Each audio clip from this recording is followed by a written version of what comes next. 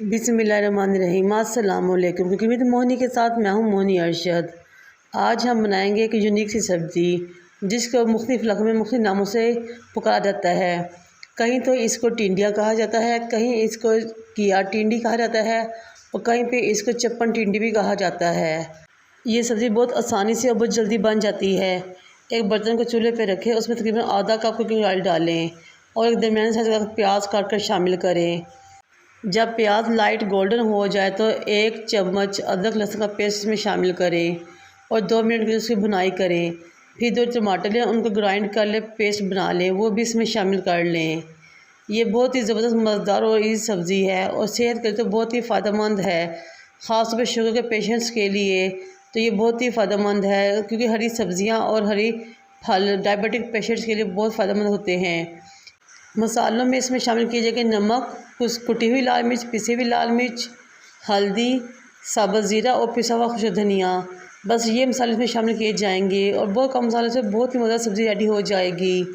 अब ये मसाले शामिल करके हम मसाले की भुनाई करेंगे। ये देखें माशाल्लाह कितनी ज़बरदस्त भुनाई हो रही है, बहुत ही ज़बरदस्त खुशबू आ रही है। ये देखें बहुत ज़्यादा भुनाई हो चुकी है हमारे मसाले की। अब हम इसमें अपनी सब्ज़ी को काट कर डालेंगे। ये सब्ज़ी हमने तकरीबन 1 किलो ली थी और इसको हमने बिल्कुल उस तरह काटा है जिस तरह के माल्टे की फांकें होती हैं। इस तरह काटने से सब्ज़ी बहुत जल्दी रेडी हो जाती है और बहुत जल्दी गल जाती है और बहुत ही मज़ेदार बनती है। आपके यहाँ का मौसम कैसा है? हमारे यहाँ तो बहुत शदीद बारिश हो रही है। अब सब्ज़ी को शामिल करने के बाद इसमें थोड़ी सी कसूरी मेथी शामिल करेंगे और अच्छी तरह मिक्स करेंगे और हल्की आंच पर सब्ज़ी को पकने के लिए रख देंगे। सब्ज़ियाँ हमेशा दम वाली आंच में ही पकती हैं, क्योंकि ये अपना पानी छोड़ती हैं, उसमें ही गल जाती हैं। तकरीबन 5 मिनट हो गए हैं कवर किए हुए इस सब्ज़ी को। 5 मिनट बाद मैं आपको देखे कवर उठा के दिखाती हूँ कि इसने अपना कितना पानी छोड़ दिया है। ये अपने ही पानी में गल जाएगी। ये देखें कितना ज़्यादा सब्ज़ी ने पानी छोड़ दिया है।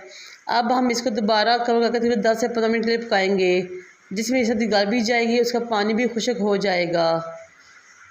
आप सबसे रिक्वेस्ट है कि मेरे चैनल को लाइक करें, शेयर करें, सब्सक्राइब करें और बेल आइकन को टच करें ताकि मेरी तमाम वीडियोज़ आप तक पहुंच सकें। तकरीबन 15 मिनट बाद दोबारा से हमने ढक्कन उठाया। ये देखें माशाल्लाह से हमारी सब्ज़ी बिल्कुल रेडी हो चुकी है। ये अपने ही पानी में पक चुकी है, इसका पानी खुश्क हो गया है और इसने घी भी छोड़ दिया है। अब हम 5 से 6 मिनट के लिए इसकी बुनाई करेंगे और साथ ही इसमें पिसी हुई काली मिर्च 1 चम्मच शामिल करेंगे और इसमें फिर बारीक कटा हुआ हरा धनिया और हरी मिर्च शामिल करेंगे। यकीन कि ये इतनी मज़ेदार सब्ज़ी रेडी होती है कि चाहे तो आप इसको चपाती के साथ खाइए, पराठे के साथ, हर तरह से लुत्फ़ भला हो जाएगा।